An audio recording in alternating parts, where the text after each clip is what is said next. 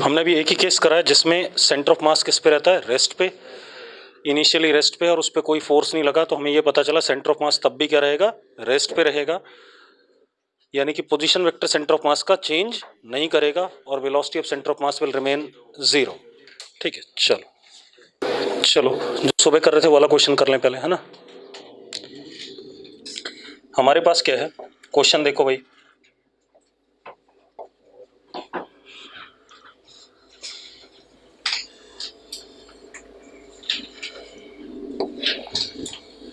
Planck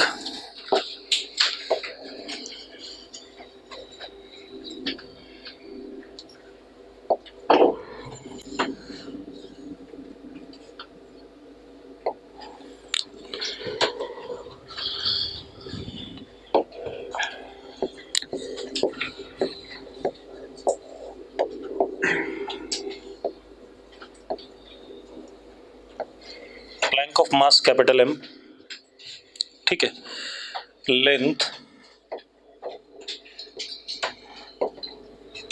L, rests on smooth horizontal surface.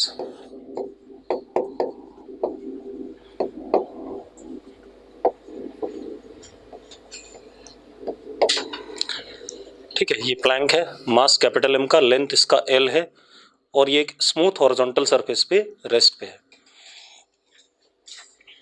अब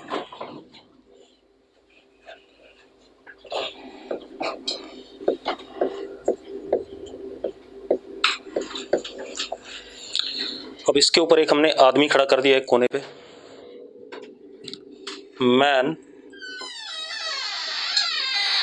man of mass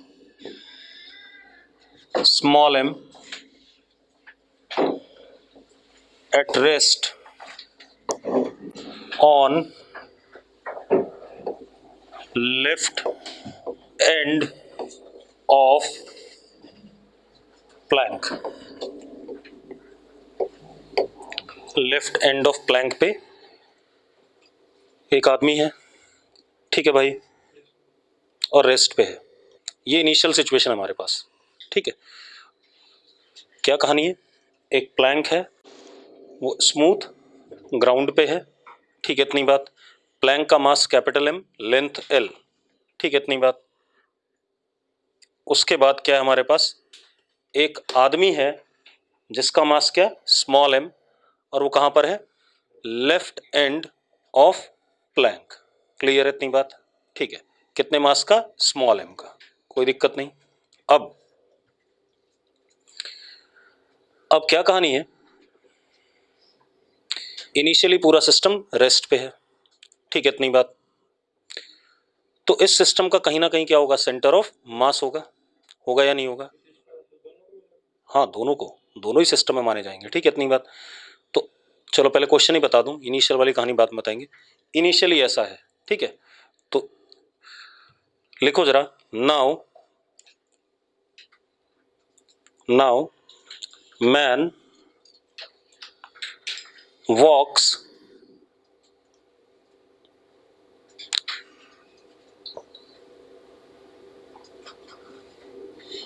on the plank towards right and reaches other end। अब देखो भाई, अब क्या कहानी, ध्यान सुनो। हमारे पास क्या है, सारा सिस्टम क्या है, रेस्ट पे है। मैन वॉक्स किधर की तरफ, टूवर्ड्स राइट। क्या लिखा हमने, जरा बताना, reaches other end of plank, ठीक है। Find displacement of plank with respect to ground, ये पहला क्वेश्चन हो गया। दूसरा, displacement of man with respect to ground. दूसरा question, displacement of man with respect to ground. तीसरा,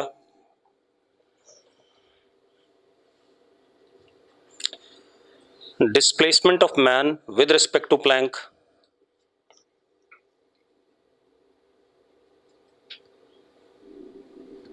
ठीक है, अब मेरी बात ध्यान सुनना, एक मिनट। हाँ ना, ट्राई मत करो, मैं करा दूंगा, अगला क्वेश्चन ट्राई करना, ठीक है। अब एक चीज देखो, इनिशियली सब कुछ रेस्ट पे है या नहीं है? इनिशियली रेस्ट पे है, तो जो भी पोजीशन होगी सेंटर ऑफ मास की, देखो इनिशियली ये मैन भी रेस्ट पे है, प्लैंक भी रेस्ट पे है, ठीक है, इतनी बात। तो UCM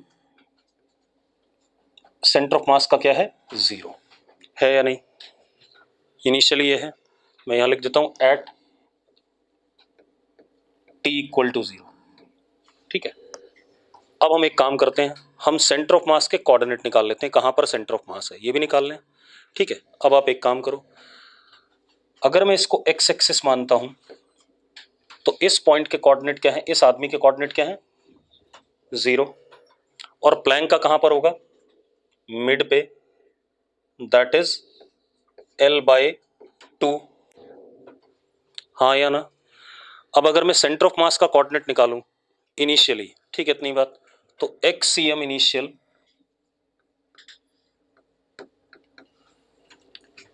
small m into 0 0, capital M into L/2, तो कितना हो गया? M L/2 upon small m plus capital M। ये होगा या नहीं होगा, पहले बता दो मुझे। होगा। ये थोड़ा सा L/2 से क्या होगा? छोटा ही होगा, मतलब इनिशियली सेंटर ऑफ मास कहीं पर यहां पर है, और इसके कोऑर्डिनेट क्या है? Capital M L upon 2 small m plus capital M, ये इसके कोऑर्डिनेट है। हाँ या ना? यही कहानी है।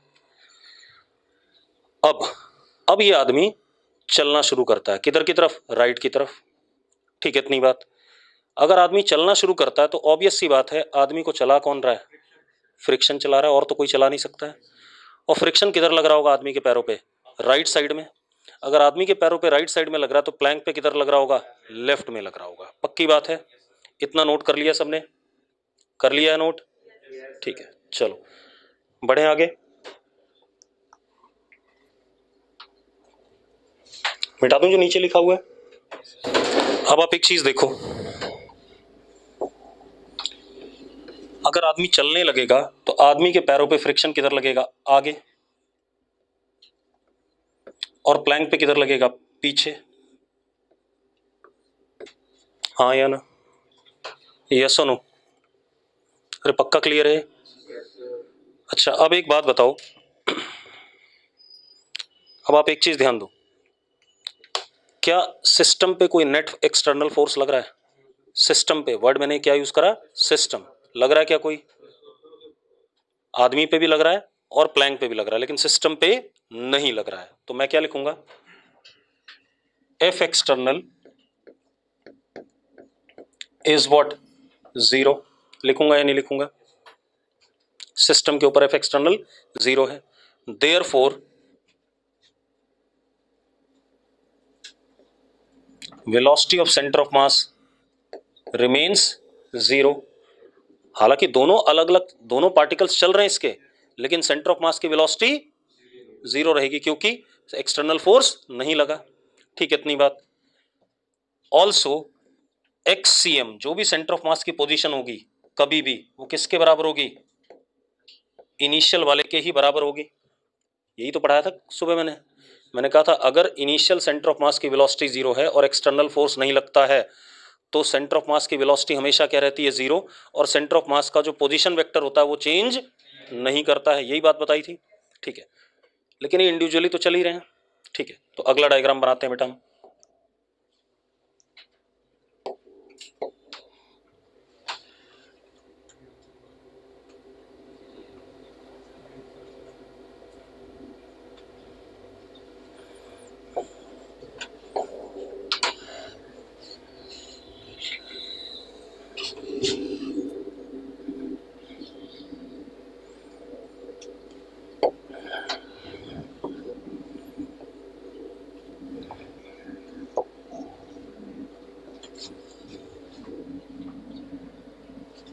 चलो ठीक है।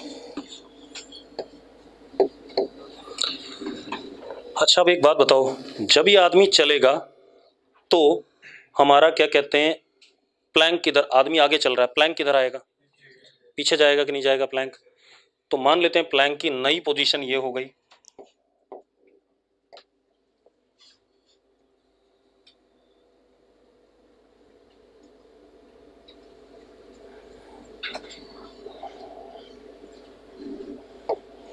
प्लैंक की नई पोजीशन ये हो गई। आदमी कहां पहुंच गया,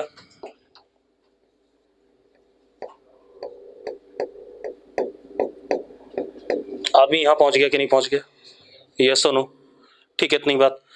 उसने सबसे पहले पार्ट में क्या पूछा है, प्लैंक का डिस्प्लेसमेंट। तो एक बात बताओ, प्लैंक किधर की तरफ गया, लेफ्ट साइड में, तो कितना डिस्प्लेस हो गया, मान लो एक्स नॉट डिस्प्लेस हो गया, कितना हो गया, एक्स नॉट। ठीक है, अब एक बात बताओ, यानी कि प्लैंक का सेंटर ऑफ मास भी किधर की तरफ आया,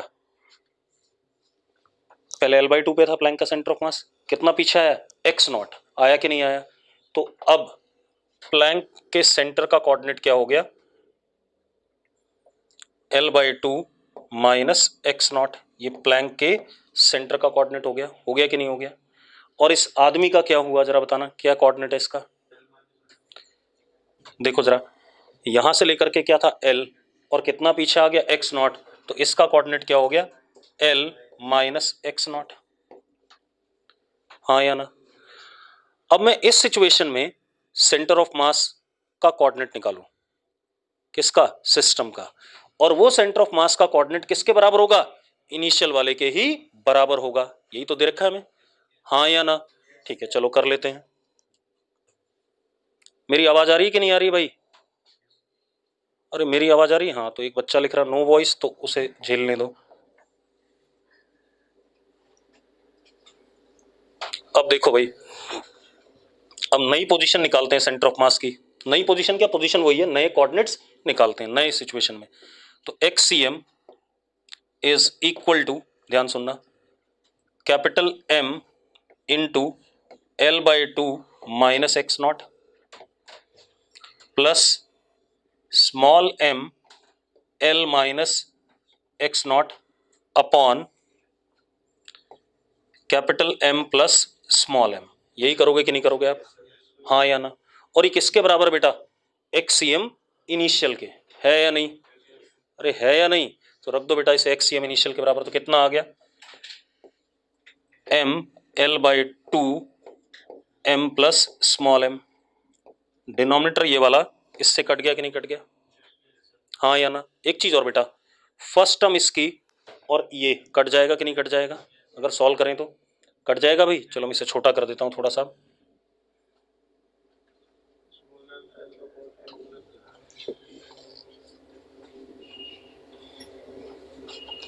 देखो भाई क्या आ जाएगा,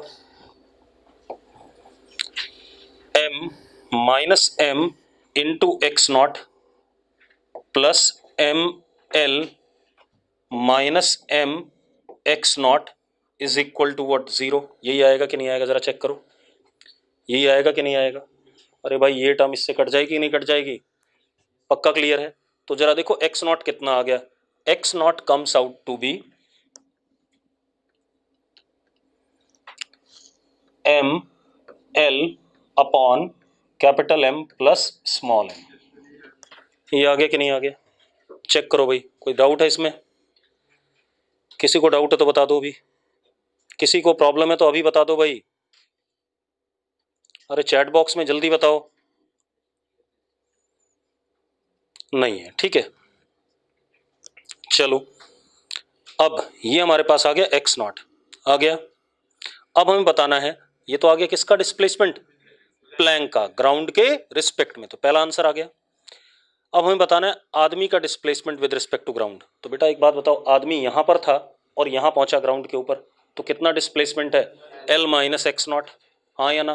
तो सेकंड आंसर क्या हमारा, L माइनस एक्स नॉट की वैल्यू डाल करके आपको क्या मिल जाएगा, मिल जाएगा कि नहीं मिल जाएगा आंसर, अरे capital M into L upon small m plus capital M, ये आ जाएगा। ठीक है, सेकंड आंसर आ गया। अब third answer, with respect to plank आदमी कितना चला, प्लैंक के रिस्पेक्ट में।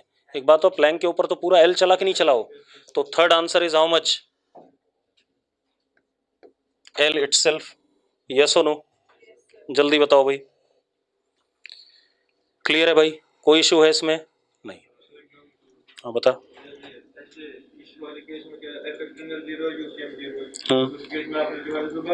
मोमेंटम कंजर्व रहता है। हाँ रहता है। तो m1v1 is equal to m2v2 जगह m1x1 is equal to m2x2 भी कर सकते हैं। हाँ कर सकते हैं, बताने जा रहा हूँ, वो भी चिंता ना कर, वही बताऊंगा। ठीक है, अभी एक आधा सवाल ऐसे कर लें, फिर वैसे ही बताऊंगा, जल्दी हो जाता है उससे। अभी करेंगे, परेशान ना हो गया ये। अब एक और सवाल कर लेते हैं भाई। अगला देखो,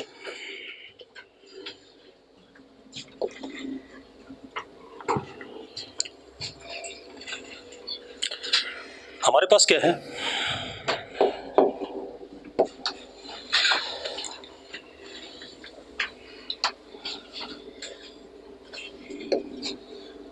ये हमारा लेक सरफेस है। लेक सरफेस को हम फ्रिक्शनलेस मानते हैं भाई, ठीक है इतनी बात। लेक के सरफेस को कैसा मानेंगे, फ्रिक्शनलेस, ठीक है इतनी बात। हाँ अजम्पशन है, दे रखा है, ठीक है क्वेश्चन में। अब लेक सरफेस लिख देता हूं, नहीं तो तुम कहोगे अजम्पशन है, दे दिया क्वेश्चन में, बस खुश। अब इसके ऊपर हमने एक बोट रख दी भाई,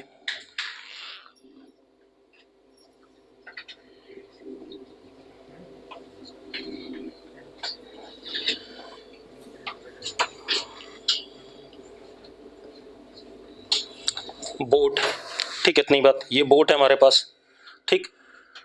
बोट की ये वाली लेंथ कितनी, 30 मीटर,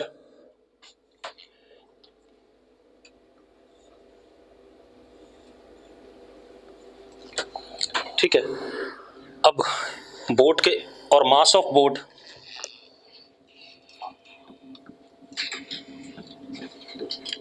10 kg,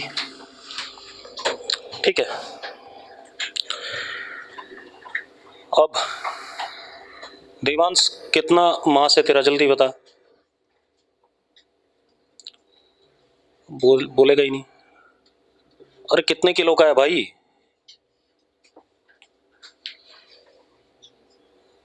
देवांश ने कोई जवाब नहीं दिया। 60 किलो का है, नहीं तो कर्तव्य कह रहा है। चलो हम मान लेते हैं देवांश 60 किलो का है।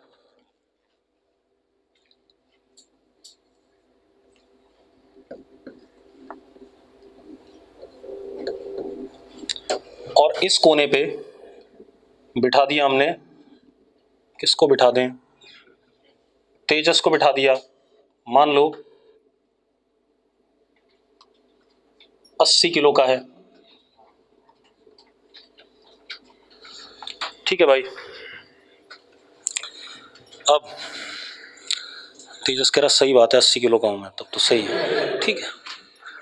अब सुनो भाई, अब क्या कहानी है, देवांश ने एक फिजिक्स का सवाल पूछना था जो उससे हो नहीं रहा था, मतलब एक क्या सारे ही नहीं होते हैं।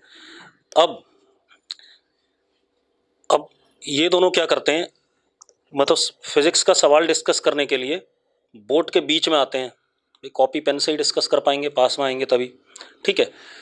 तो तेजस इधर की तरफ आता है और देवांश इधर की तरफ आता है। इनिशियली ये स्टेट है, ठीक है, इनिशियल स्टेट ये है, टाइम 0 पे ये है। अब to discuss a physics problem they both approach towards middle of the boat. कहां पर आते हैं, लिख लो जरा। To discuss a physics problem they both approach towards middle of the boat. H C. Verma में जो क्वेश्चन है उसमें डॉक्टर कुमार है और डॉक्टर वर्मा है, ठीक है, मतलब एच.सी. वर्मा है और के.एल. कुमार है, ठीक है। दोनों ही मैकेनिक्स के बड़े मास्टर हैं, दोनों आई.आई.टी. कानपुर के हैं, तो उनकी अलग कहानी है। अब क्या कहानी है, अब यहाँ पर हमने किसको बिठाया है, कैसे निकम्मों को बिठाया है, देवांश और तेजस को। मतलब कितनी बड़ी आयरनी है कि हम इन दोनों को बिठा रहे हैं उनकी जगह। चलो अब देखो भाई, तो ये दोनों फिजिक्स का प्रॉब्लम डिस्कस करने के लिए बोर्ड के मिडिल पे आते हैं। तो आपने बताना है what is displacement of boat with respect to water. What is displacement of boat with respect to water. Boat का डिस्प्लेसमेंट किसके रिस्पेक्ट में, वाटर के रिस्पेक्ट में। ठीक है, चलो भाई शुरू हो जाओ। ये क्वेश्चन आप लोग कर लो। इनिशियली सब कुछ रेस्ट पे था। ठीक है, अब एक चीज देखो, जब देवांश राइट चलेगा तो देवांश के पैर पे फ्रिक्शन किधर लगेगा, राइट, और बोट पे किधर लगेगा, लेफ्ट। तेजस लेफ्ट चलेगा तो तेजस पे लेफ्ट लगेगा और बोट पे किधर, राइट। ठीक है, तो सिस्टम पे कोई एक्सटर्नल फोर्स नहीं लग रहा है, तो अगेन सेंटर ऑफ मास का कोऑर्डिनेट क्या रहेगा, सेम रहेगा जो इनिशियल था। यही कंडीशन है। करो जरा फटाफट, कर ले, पूरा समय दे रहा हूं। क्या चीज, 2 मीटर आंसर आ रहा है, चेक कर लेते हैं। मुझे नहीं पता, क्योंकि HC वर्मा में डाटा अलग था, यहाँ डाटा अलग हो गया। चलो मैं कर दूं, चलो मैं करता हूं भाई। ठीक है, अब देखो देवांश इधर चल रहा है तो देवांश पे फ्रिक्शन लगा F1 आगे, तो बोट पे किधर लगा, F1 पीछे। अरे यस नो। इसी तरीके से तेजस पे इधर F2 और बोट पे F2 इधर। अब एक बात बताओ, इस सिस्टम पे ये तीनों लोगों का मिला के सिस्टम है, बोट, तेजस एंड देवांश। इन तीनों का सिस्टम अगर मैं मिला के देखूं तो क्या कोई नेट फोर्स लग रहा है, चेक करो भाई। F net is what, 0। तो F एक्सटर्नल सिस्टम पे क्या है, 0 है। Therefore, VCM is equal to UCM and is equal to 0, क्योंकि इनिशियली पूरा सिस्टम किस पे था, रेस्ट पे। तो वेलोसिटी ऑफ सेंटर ऑफ मास हमेशा के लिए क्या हो गई, रेस्ट हो गई। अगली चीज, XCM किसी भी मोमेंट पे किसके बराबर, XCM इनिशियल के बराबर। मानते हो या नहीं मानते हो भाई, हाँ या ना। तो अब सबसे पहला काम हम क्या करें, XCM इनिशियल निकाल लें। तो इसको हमने एक्स एक्सिस माना और इसको हमने अपना ओरिजिन माना, तो देवांश के कोऑर्डिनेट क्या हो गए, 0, हाँ या ना। तेजस के क्या हो गए, 30, और बोट का क्या हो गया, 15। अरे बोट भी तो है, बोट का क्या हो गया, 15। यस और नो, हाँ या ना। अब हम क्या करते हैं, XCM इनिशियल निकालते हैं। तो XCM initial is equal to 60 into 0, 0। Boat का mass 10 into 15, 150, plus 80 into 30, 2400, upon total mass 80 plus 60 कितना, 140, प्लस 10 कितना, 150। ऐसा कुछ हो गया कि नहीं हो गया, ऐसे ही रहने देता हूँ कैलकुलेट, हाँ देख लेते हैं भी जो भी आएगा। ये कहानी आ गई, कोई दिक्कत है इसमें। अब एक बात बताओ, अगर हम बोट को ध्यान से देखें तो बोट पे उधर की तरफ F2 लग रहा है और इधर की तरफ F1 लग रहा है, कोई ना कोई एक तो बड़ा होगा, कोई ना कोई फ्रिक्शन बड़ा होगा। मान लेते हैं देवांश का फ्रिक्शन छोटा है और तेजस का बड़ा है, ठीक है, क्योंकि नॉर्मल तेजस का ज्यादा होगा, दिख ही रहा है, हाँ या ना। तो तेजस का फ्रिक्शन ज्यादा मान लेते हैं। तो अब क्या होगा, अब जरा देखो अगले सिचुएशन में,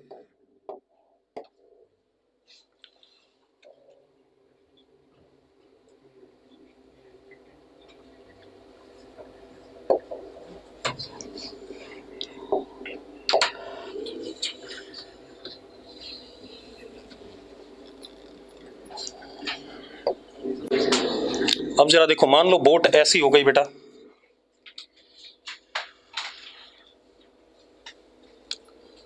तेजस के फ्रिक्शन को ज्यादा माना तो बोट किधर जाएगी, राइट जाएगी कि नहीं जाएगी। ठीक है, इतनी बात। बोट ऐसे चली गई राइट,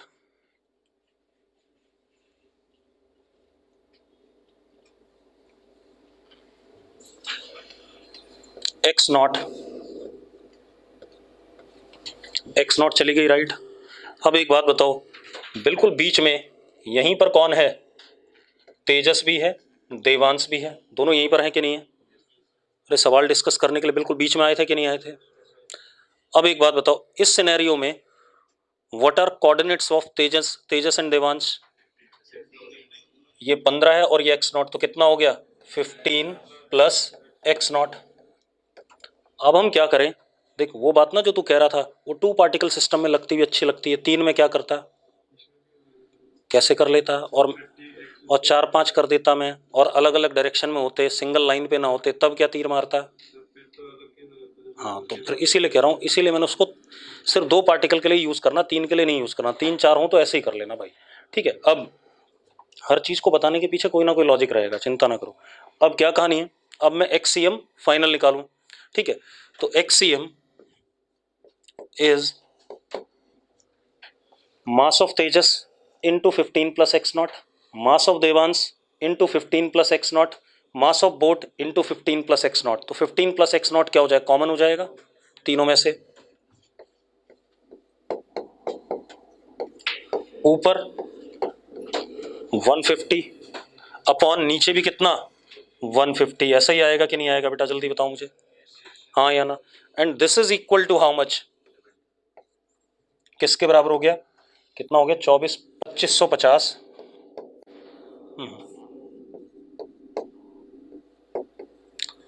अपॉन 150, ऐसा आ रहा है कि नहीं आ रहा है, जल्दी बताओ मुझे, यस और नो, अरे आ रहा है कि नहीं आ रहा है, जरा देखो सॉल्व करके। एक्स नॉट ये कट रहा है, जरा देखना जरा कितना आ रहा है, 17 माइनस 15 कितना 2 मीटर। तो बोट राइट साइड में कितनी शिफ्ट हो गई 2 मीटर। और आपने देखा होगा कई बार, अगर आप कभी सुखना लेक वगैरह गए हो और आप जब बोट से उतरते हो तो बोट क्या करती है, पीछे की तरफ जाती है, यही लॉजिक होता है, ठीक है। इतनी बात क्लियर है, हो गया भाई। अब एक काम और कर लेते हैं बेटा, हो गया, ठीक है भाई। अगला क्वेश्चन देखो,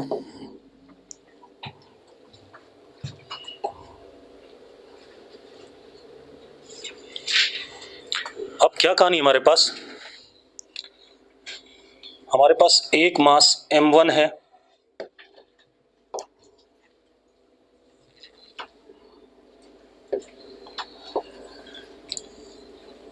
एक मास m2 है एट सेपरेशन व्हाट l, ऐसा कुछ है, ठीक है। अब आप एक काम करो, मैं सेंटर ऑफ मास निकालना चाहता हूं, इसका तरीका तो ये, मैं इसको एक्स एक्सिस मान लूं, कोऑर्डिनेट ले लूं। दूसरा तरीका क्या है, मुझे एक बात पता है, सेंटर ऑफ मास मान लो यहां पर है कहीं पर, ठीक है। तो इस पॉइंट के अबाउट दोनों का मोमेंट ऑफ मासेस का सम क्या होगा, 0 होगा, यस और नो। तो इसको हम मान लेते हैं x2 और इसको क्या मान लेते हैं x1, हाँ या ना। तो m2 x2 will be equal to what m1 x1, होगा या नहीं होगा, पहले बताओ यस और नो। तो एक इक्वेशन क्या आ गई, सेंटर ऑफ मास निकालने का दूसरा तरीका क्या हो गया, m1 x1 is equal to m2 x2, कहां से, by definition of centre of मास कि मोमेंट ऑफ मासेस का सम पार्टिकल्स का अबाउट सेंटर ऑफ मास क्या होता है, 0 होता है, पक्की बात है, ठीक है। एक और चीज इसमें, x1 प्लस x2 किसके बराबर है, l के बराबर है या नहीं है, x1 प्लस x2 l के बराबर है या नहीं, जल्दी बताओ मुझे, हाँ या ना। अब अगर मैं सॉल्व करता हूं x1 और x2 के लिए, 2 इक्वेशन 2 वेरिएबल हैं, अरे हैं या नहीं, सॉल्व कर देता हूं। तो देखो जरा x1 कितना आया, x1 इज क्या कह रहा है m2l upon m1 plus m2, ये आ जाएगा, and x2 will B m1l upon m2 plus m1 या m1 प्लस m2, ये आएगा। और देखो जरा, अगर x2 को m2 से मल्टीप्लाई करो और x1 को m1 से मल्टीप्लाई करो, दोनों बराबर आ रहे हैं कि नहीं आ रहे हैं, अरे आ रहे हैं कि नहीं आ रहे हैं।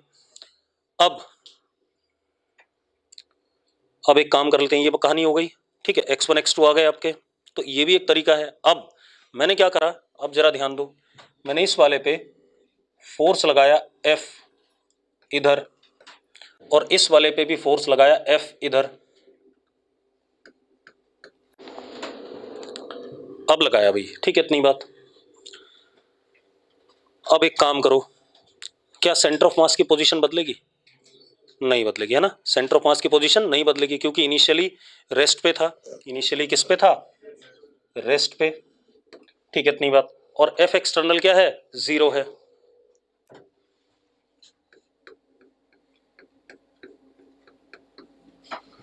Therefore, position of center of mass remains same.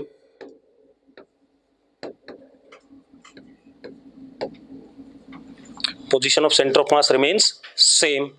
हाँ या ना?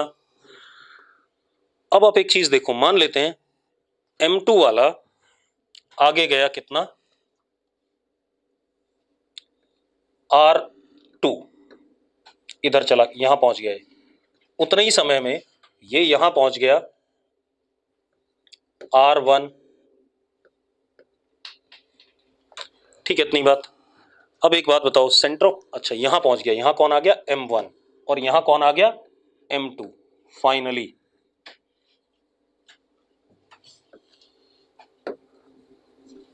जो ये बात कह रहा था उसी को प्रूव कर रहा हूं। आपने ये तो देख लिया सेंटर ऑफ मास चेंज नहीं कर रहा है, तो अभी भी इस पॉइंट के about M2 into this distance will be equal to M1 into this distance. होगा या नहीं होगा? पहले बता दो मुझे।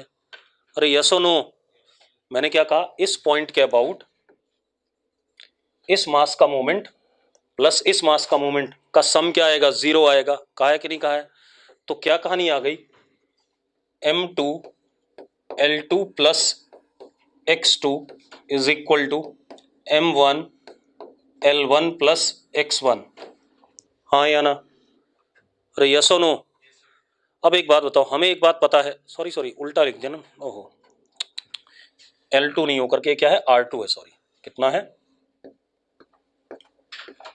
और ये कितना है? R1 है। अब एक बात बताओ, M2X2 और M1X1 एक दूसरे को कैंसिल कर जाएंगे नहीं कर जाएंगे? कर जाएंगे कि नहीं कर जाएंगे? ये जरा देखो, इधर M2X2 बन रहा है, इधर M1X1 बन रहा है, और ये दोनों क्या थे? बराबर थे पहले कि नहीं? तो कट जाएंगे। तो अभी भी कंडीशन क्या आ गई?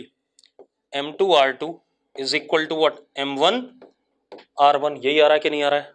यही कह रहा था कि अगर दो पार्टिकल सिस्टम है, ठीक है, इतनी बात, और सेंटर ऑफ मास की पोजीशन चेंज नहीं हो रही है, और वो कब नहीं चेंज होगी? जब इनिशियली रेस्ट पे रहा हो सेंटर ऑफ मास और उस पर कोई एक्सटर्नल फोर्स ना लगा हो, वो कंडीशन है। तो अगर एक पार्टिकल x1 चलता है तो दूसरा पार्टिकल x2 चलेगा, और कितना चलेगा? तो ये रिलेशन होल्ड करेगा कि एक R1 चला तो दूसरा कितना चला? R2। लेकिन कैसा? अपोजिट डायरेक्शन में। देखो जरा, अगर ये इधर चला तो ये किधर चलेगा? इधर चलेगा, तभी मोमेंट ऑफ मासेस का सम क्या रह पाएगा? 0। और अगर F में अंदर की तरफ लगाता और ये अंदर आता तो ये भी क्या आता? अंदर आता। और किस रिलेशन के हिसाब से? इसी रिलेशन के हिसाब से। यस और नो? पक्का क्लियर है? अरे क्लियर है सबको? आगे बढ़ जाएं। चलो, अब हम आते हैं सेकंड केस पे। ठीक है, हमने फर्स्ट केस के 3 सवाल कर लिए, अब हम सेकंड केस पे आते हैं। ठीक है, इतनी बात। अब सुनो, अब आते हैं हम सेकंड केस पे। अब सेकंड केस देखो भाई, वो बढ़िया है। सेकंड केस और थर्ड केस में ही आपका दिमाग लगना जरूरी है।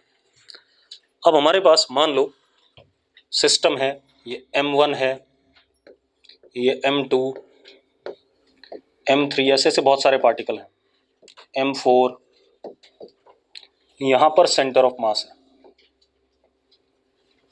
ठीक है, क्लियर है? इसकी वेलोसिटी v1,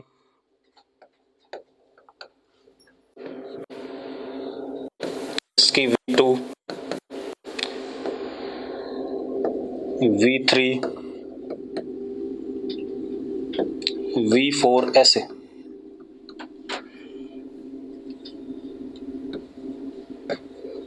R1, R2,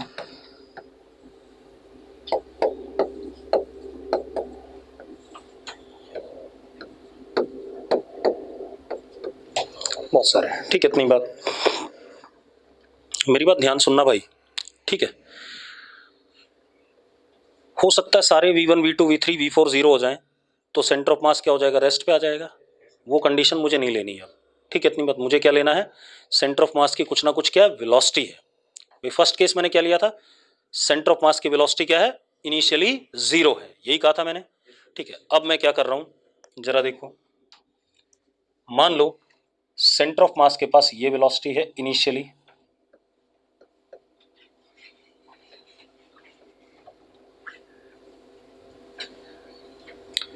और ओरिजिन के रिस्पेक्ट में ये सेंटर ऑफ मास का कोऑर्डिनेट है at what time, t equal to 0। ये कहानी है या नहीं है, ऐसा ही कुछ है। ठीक है भाई, अब आप एक चीज देखो,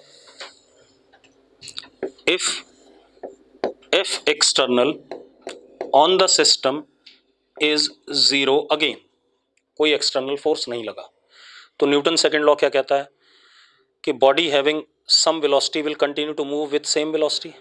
पढ़ा है कि नहीं पढ़ा हमने, यूनिफॉर्म मोशन जिसमें आता था, अरे याद है कि नहीं है? ठीक है, इतनी बात। तो इसका मतलब क्या हो गया, therefore velocity of centre of mass will remain UCM। कोई बदलाव आएगा इसमें? नहीं आएगा। मतलब centre of mass is having uniform motion. मानते हो या नहीं मानते हो भाई? अरे मानते हो निकम्मों की नहीं? ठीक है, इतनी बात। सेंटर ऑफ मास का मोशन कैसा है, यूनिफॉर्म है। अब एक बात बताओ, थोड़ी देर बाद मान लो सेंटर ऑफ मास यहां पहुंच जाता है एट व्हाट टाइम, t। तो इसका final position vector centre of मास का ये हुआ कि नहीं हुआ? ये RCM क्या था, इनिशियल। ये हमारे पास क्या हो गया, RCM फाइनल। हुआ कि नहीं हुआ एट टाइम t? अब जरा देखो, मैं ट्राइंगल लॉ लगा देता हूं। ठीक है, RCM इनिशियल प्लस ये वेक्टर कितना होगा, ये सीधे सीधे क्या डिस्प्लेसमेंट है, uniform motion, UCM into T. अरे यस, यस और नो? अरे यूनिफॉर्म मोशन में displacement is equal to what, velocity into time. तो ये क्या हो गया, UCM into T is equal to what, final RCM। Yes और नो? अरे भाई क्लियर है? यानी कि इस केस में सेंटर ऑफ मास की पोजीशन क्या कर रही है, चेंज कर रही है। ठीक है, इतनी बात। कर रही है कि नहीं कर रही है? इस केस में सेंटर ऑफ मास की पोजीशन क्या कर रही है, चेंज कर रही है, लेकिन सेंटर ऑफ मास की वेलोसिटी चेंज नहीं कर रही है। पक्का ही क्लियर है? यही तो बोल रहे हैं हम। ठीक है, इतनी बात। तो क्या कह रहा हूं मैं भाई, निशांत के अलावा किसी को ब्लर आ रहा हो? निशांत के अलावा अगर किसी को ब्लर आ रहा हो भाई? नहीं आ रहा है। ठीक है, तो निशांत तेरे एंड पे कोई दिक्कत है? अब जरा देखो, ये आ गया हमारे पास। अब जरा ध्यान दो, तो RCM is equal to RCM initial plus UCM into T, कोई दिक्कत नहीं इसमें। तो हम क्या कह सकते हैं, position vector of centre of mass changes, कह सकते हैं या नहीं कह सकते हैं, जल्दी बताओ मुझे, हाँ या ना? ठीक है, अब थोड़ी सी और बात करते हैं बेटा। अब जरा ध्यान देना, हमारे पास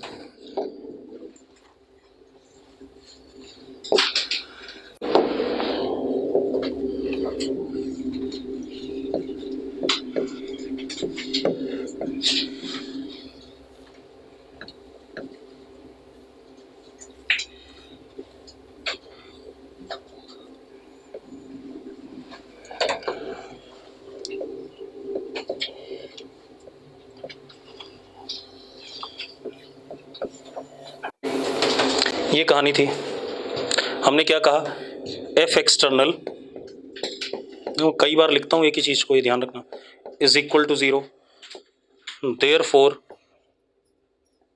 VCM is equal to UCM। और एक और चीज बेटा,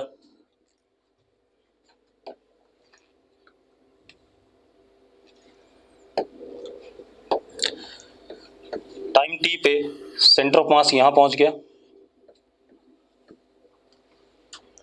और वेलोसिटी सेंटर ऑफ मास की VCM is equal to UCM ही है, चेंज नहीं करेगी।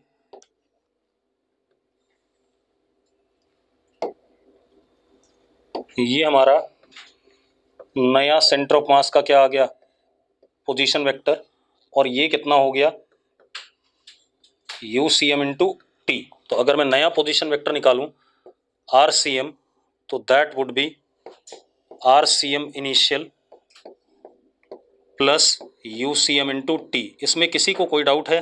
अगर डाउट है तो बता दो भाई, इतने में किसी को डाउट हो तो बता दो यार।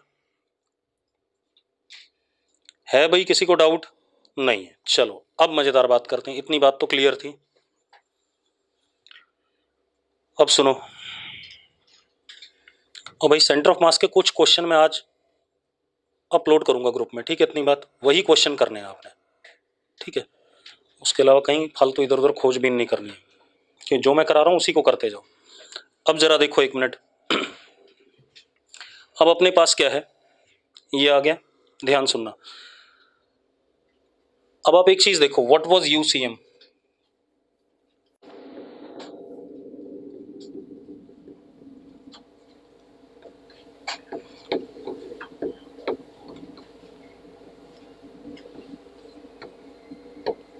ऐसा ही था कि नहीं था?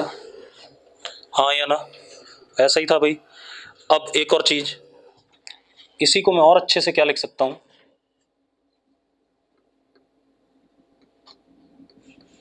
Sorry,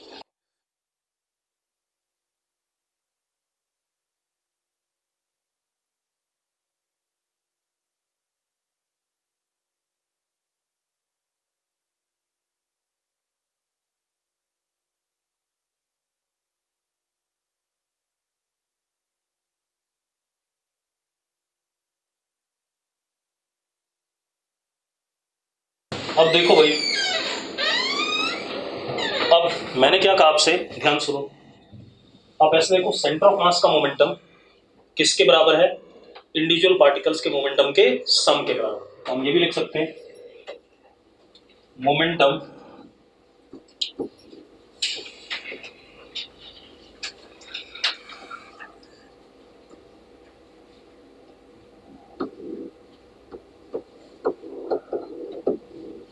of center of mass is equal to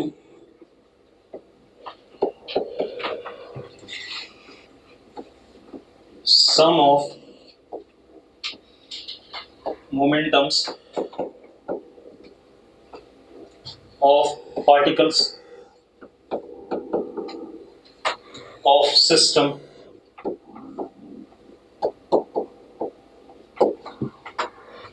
अब एक चीज और देखो यार, सेंटर ऑफ मास की वेलोसिटी चेंज नहीं हुई है, हाँ या ना?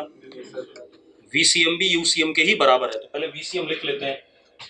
VCM किसी भी मोमेंट पे will be equal to summation MI BI upon summation MI। ऐसा ही होगा या नहीं होगा? हाँ या ना?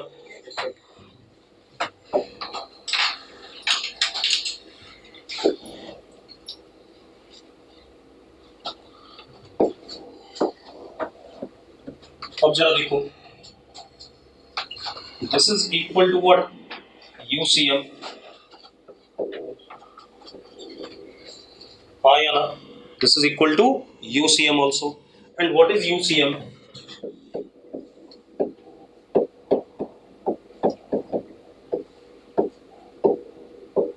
ऐसा है या नहीं? है या नहीं? तो मैं ये कह सकता हूं कि पार्टिकल्स के मोमेंटम का फाइनल का सम और पार्टिकल्स के मोमेंटम का इनिशियल का सम बराबर है या नहीं है? कह सकता हूं या नहीं कह सकता हूं? यानी कि मैं कह सकता हूं कि मोमेंटम क्या रहा, पार्टिकल्स का कंजर्व रहा। रुक जाओ एक मिनट, तो मैं ऐसा कह सकता हूं,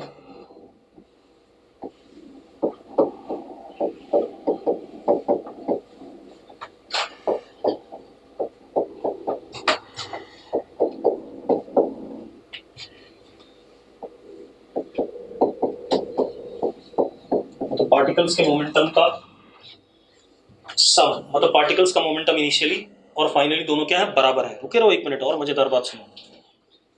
दूसरा मैं ये भी कह सकता हूं summation VCM into summation MI is equal to UCM into summation MI, यानी कि सेंटर ऑफ मास का मोमेंटम भी क्या है, कंजर्व रहा।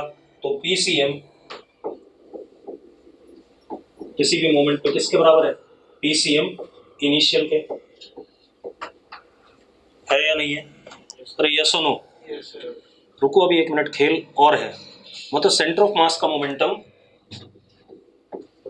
Do not change as well as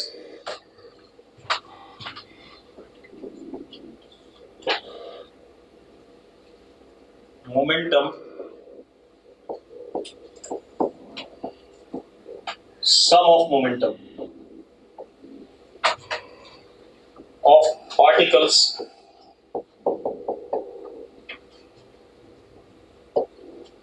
do not change, ये बात भी है।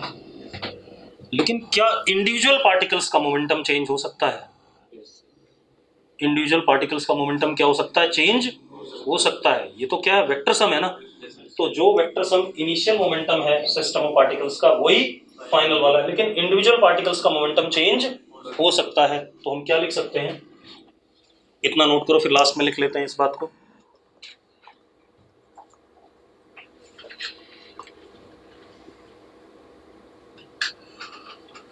कर लिया नोट सबने? लिखो, but momentum of individual particles may change, may और मे नॉट चेंज, हाँ या ना? जैसे मे चेंज लिखूं तो भी बात वही होती है ना। ठीक है, तो दोनों लिख देते हैं वरना रोएंगे लोग। तो क्या कहानी है, क्या लिख रहे हैं हम, मोमेंटम ऑफ इंडिविजुअल पार्टिकल मे और मे नॉट चेंज।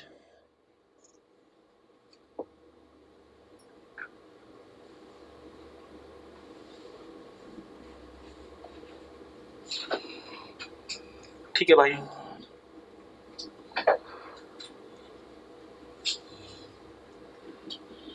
अंश कह रहा है इंडिविजुअल क्यों चेंज होगा। एक बात बता, पिछले 3 एग्जाम्पल ही ले ले, ठीक है। तेजस और देवांश दोनों क्या कर रहे थे, चल रहे थे, ठीक है। तो दोनों का मोमेंटम रास्ते में अलग था, इनिशियली 0 था, रास्ते में अलग था या नहीं था, पहले बता दे भाई अंश। ठीक है, तो चेंज कर गया। लेकिन सिस्टम का क्या था, इनिशियल भी 0 था और फाइनल भी क्या था, 0, और हर मोमेंट पे क्या था, 0 ही था। अरे क्लियर है? तो यही कहानी हो गई। अब एक बढ़िया सा खेल और करते हैं, जो सबसे बढ़िया खेल है, इसी पार्ट में चल रहे हैं अभी। हमारे पास क्या है, सिस्टम है, एक पार्टिकल m1, उसकी वेलोसिटी u1, m2 उसकी वेलोसिटी, या किसी भी मोमेंट पे वेलोसिटी v1, वेलोसिटी v2, ऐसे ऐसे बहुत सारे पार्टिकल हैं, mn वेलोसिटी vn। ठीक है भाई, ये सारी वेलोसिटीज किसके रिस्पेक्ट में, विद रिस्पेक्ट टू ग्राउंड। कैसी हैं,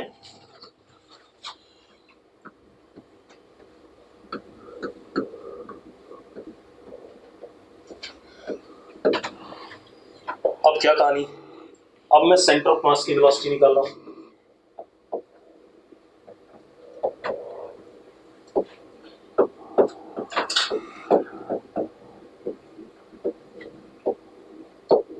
यही आएगा कि नहीं आएगा, जल्दी बताओ भाई मुझे, ये आने वाला है कि नहीं आने वाला?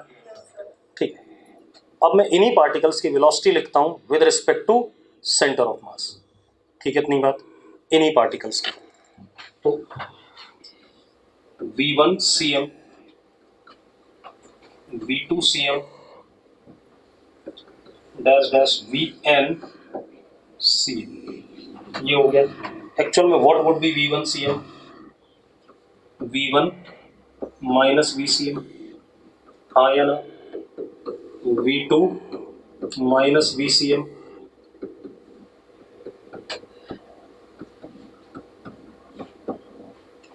ऐसा लिखूंगा कि नहीं लिखूंगा, जल्दी बताओ मुझे। अभी लिखूंगा निकम्मो कि नहीं लिखूंगा, हाँ या ना? अच्छा, एक चीज और देख लेना यहीं पर, अगर मैं इसको इधर भेज दूं, इस चीज को, इस ड्रामे को इधर भेज दूं, तो क्या होता है, VCM summation MI is equal to summation MI VN। यही होता है कि नहीं होता है? what is this? This is momentum of center of mass. And what is this? This is momentum of particles with respect to ground. हाँ या ना? अरे यस और नो? पक्का ठीक है? अरे ठीक है। अब आप एक काम करो, मैं निकालना चाहता हूं momentum of particles with respect to centre of mass, with respect to centre of mass. ठीक है भाई, लिखूं ऐसा? चल अब जरा देखो, यानी कि क्या हो गया, m1 v1 cm plus m2 v2 cm dash dash dash mn vn cm। लिखोगे ऐसा कि नहीं लिखोगे? पहले बताऊं। This is momentum of particles with respect to centre of mass. सबसे इंपॉर्टेंट पॉइंट अभी चैप्टर का ध्यान रखना। ठीक है, अब जरा देखो,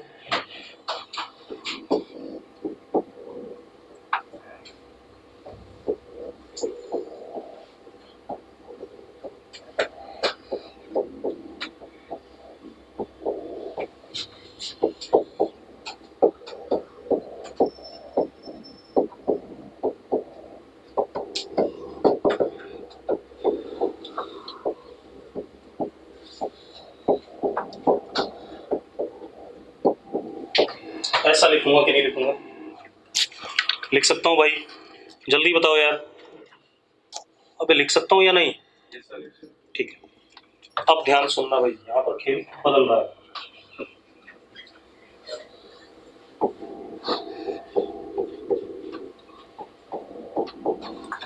m1v1 plus m2v2 plus m3v3 dash dash till mnvn।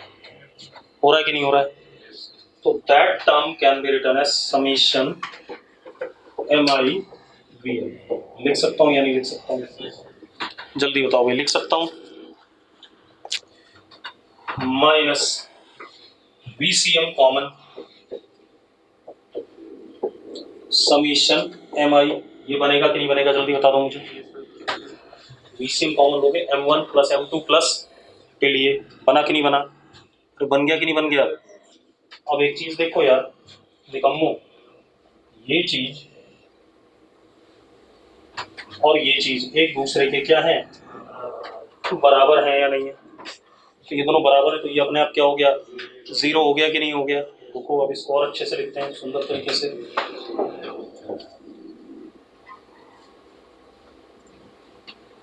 आप ऐसे देखो,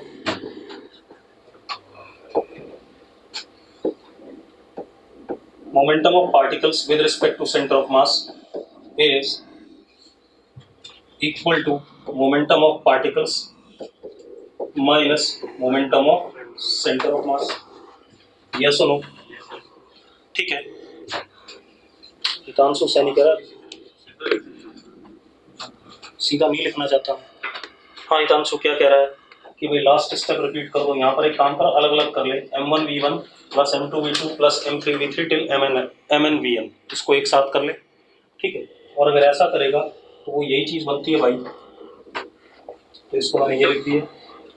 दूसरे में मैंने क्या करा, VCM कॉमन लिया, माइनस VCM, तो अंदर ब्रैकेट के बचता m1 plus m2 plus m3, तो उसको मैंने समीशन MI लिख दिया। ठीक है भाई, अब ये दोनों बराबर हैं आपस में, तो momentum of particles with respect to centre of mass is what? Zero.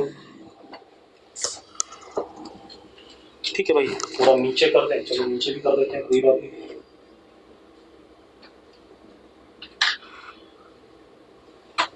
हो गया कि नहीं हो गया? Momentum of particles with respect to centre of mass is zero. यानी कि हम ये कहेंगे कि सेंटर ऑफ मास के फ्रेम में सिस्टम का मोमेंटम हमेशा क्या होता है? जीरो होता है। मतलब समझ में आया कि सेंटर ऑफ मास के फ्रेम में सिस्टम का मोमेंटम हमेशा क्या होता है? जीरो। भाई हमने किसके रिस्पेक्ट में निकाला, सेंटर ऑफ मास के रिस्पेक्ट में। मतलब सेंटर ऑफ मास के फ्रेम में सिस्टम का मोमेंटम हमेशा क्या होता है, जीरो, चाहे कोई भी सिस्टम हो। ठीक है, इतनी बात। मतलब अगर कहीं पर आपसे ये स्टेटमेंट बोली जाए कि in which frame momentum of system is always zero, तो that is always which frame, centre of mass वाला फ्रेम। मतलब सेंटर ऑफ मास के रिस्पेक्ट में कोई भी सवाल करोगे तो आप ये कहो कि सेंटर ऑफ मास के रिस्पेक्ट में सिस्टम का मोमेंटम हमेशा क्या है, जीरो है। ठीक है, तो जरा इतना नोट कर लिया तो मैं स्टेटमेंट लिखवा दूं आपको। नोट कर लिया सबने?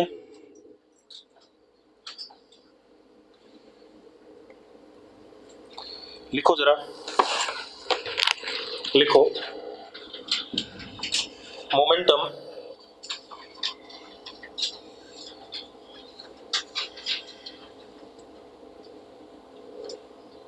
Momentum of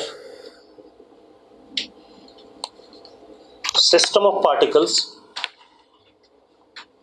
momentum of system of particles with respect to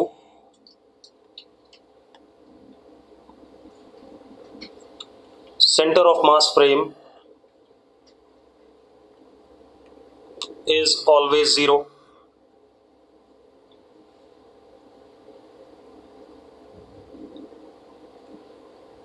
हो गया इतना, कोई डाउट नहीं इसमें। अब एक और काम करते हैं भाई, ठीक है, मिटा दूं ये सब ड्रामा।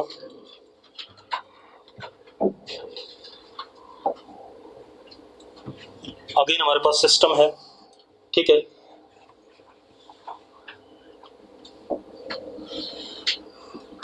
मास m1, velocity v1, m2, velocity v2,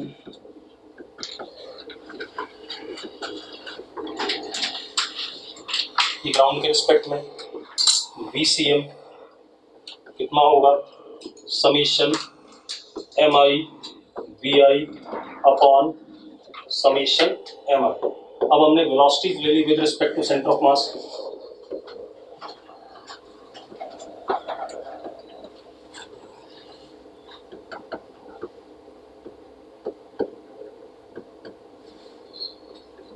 sorry,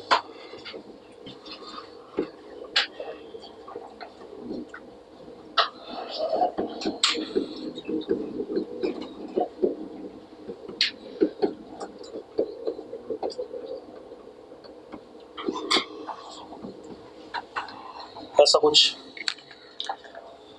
अब हम क्या करना चाहते हैं, काइनेटिक एनर्जी निकालना चाहते हैं। किसकी, सिस्टम की। ठीक है, सिस्टम की क्या निकालना चाहते हैं, काइनेटिक एनर्जी। ठीक है, इतनी बात। तो अब जरा देखो क्या लिखेंगे हम,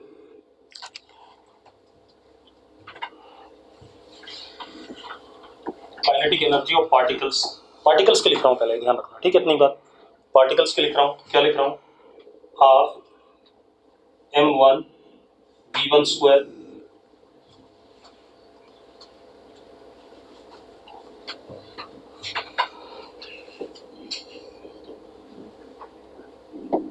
ऐसा लिख सकता हूं, इसे लिख सकता हूं, कोई डाउट तो नहीं इसमें।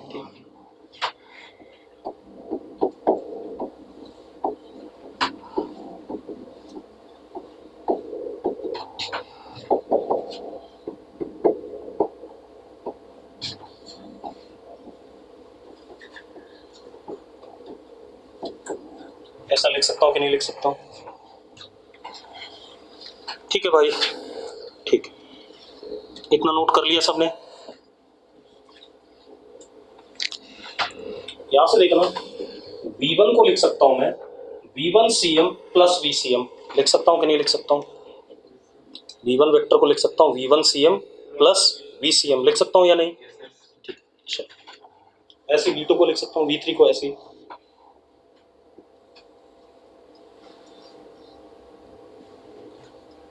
बहुत बढ़िया रिजल्ट बनने वाला है, ध्यान से सुनना भाई।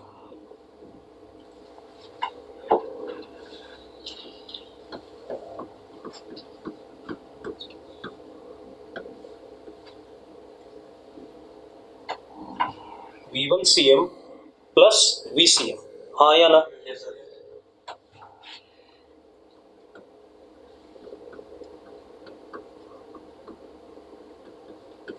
डॉट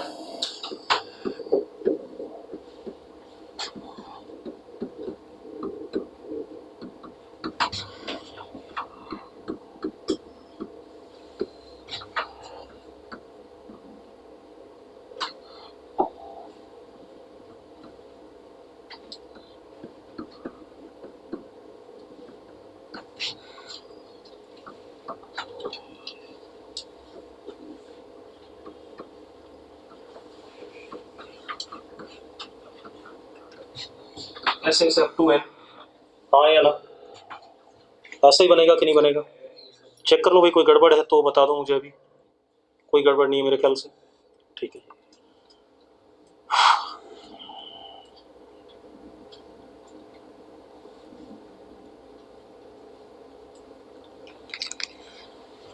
हो गया।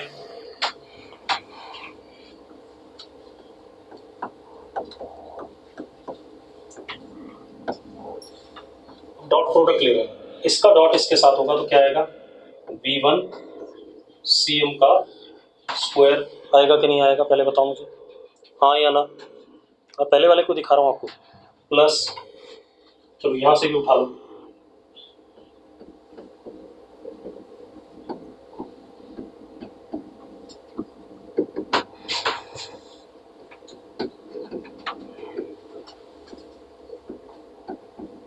पहली टर्म सबकी यही बनेगी, बनेगी कि नहीं बनेगी? बनेगी भाई, ठीक है। दूसरी टर्म इन दोनों का डॉट होगा, तो सब में क्या आएगा? Half M1 VCM square plus half M2 VCM square plus half M3 VCM square. तो उसको मैं समीशन के टर्म में लिख दूं, ज्यादा बेटर है। Plus half VCM square summation MI। हाँ या ना? अरे यस और नो? तीसरी टर्म क्या बनेगी? 2V1CM डॉट VCM, ऐसे बनेगा ना? 2V1CM डॉट VCM, ठीक है। तो 2 से 2 कट जाएगा, तो बना रहा हूं मैं। प्लस तीसरी टर्म देखो सबकी क्या बनेगी? M1 V1CM डॉट VCM, यही टर्म सबसे खतरनाक। Plus M2 V2CM dot VCM plus up to what? MN VNCM dot VCM। ये बना कि नहीं बना? जल्दी चेक कर लो भाई, हाँ या ना? पता है, आप जब भी कोई कोलिजन का सवाल करोगे या कुछ भी सवाल करोगे, मुझे पहले से ही पता होगा आंसर, आपको नहीं पता होगा, ठीक है। अब ऐसा क्यों होता है? अगर आप ये कंसेप्ट ना पढ़ो, नहीं पढ़ाता मैं, तो भी मेरे सारे सवाल हो जाते, ठीक है, इतनी बात। लेकिन मुझे आंसर पहले से नहीं पता होता। अगर मुझे पहले से आंसर पता है तो एक बात बताओ, चला सवाल तो वैसे ही खत्म हो गया फिर, ठीक है। तो मैं इसलिए बता रहा हूँ भाई, ये किताबों में नहीं मिलेगा, लेकिन ऐसा ही है कुछ। अब जरा देखो, अभी थोड़ी देर, 1-2 दिन बाद ना बहुत बढ़िया कहानी क्लियर होगी। आप ऐसे देखो, what is this? This is kinetic energy of particle 1 with respect to centre of mass. This is kinetic energy of particle 2 with respect to centre of mass.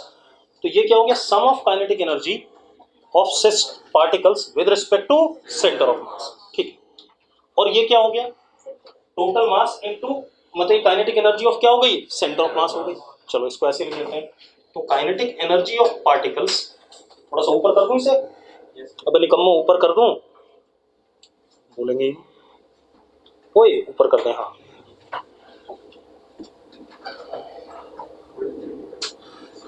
अब देखो, kinetic energy of particles is equal to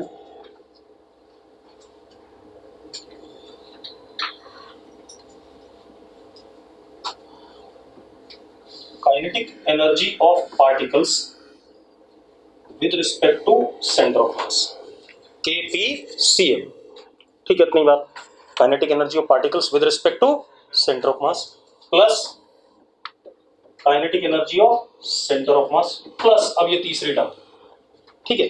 तीसरी term ध्यान से देखना, सब में से VCM common आ जाएगा कि नहीं आ जाएगा? आ जाएगा। तो क्या आया ब्रैकेट में? समेशन MI VICM, चलो ऐसे नहीं लिखता ताकि आपको समझने में दिक्कत ना हो।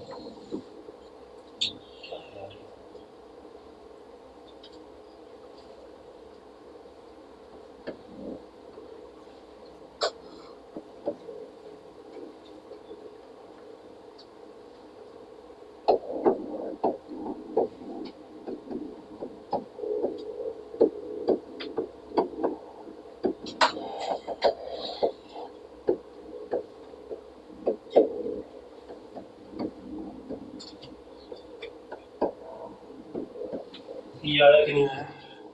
आया? कुछ दिखाई पड़ा? तीसरी टर्म 0 है,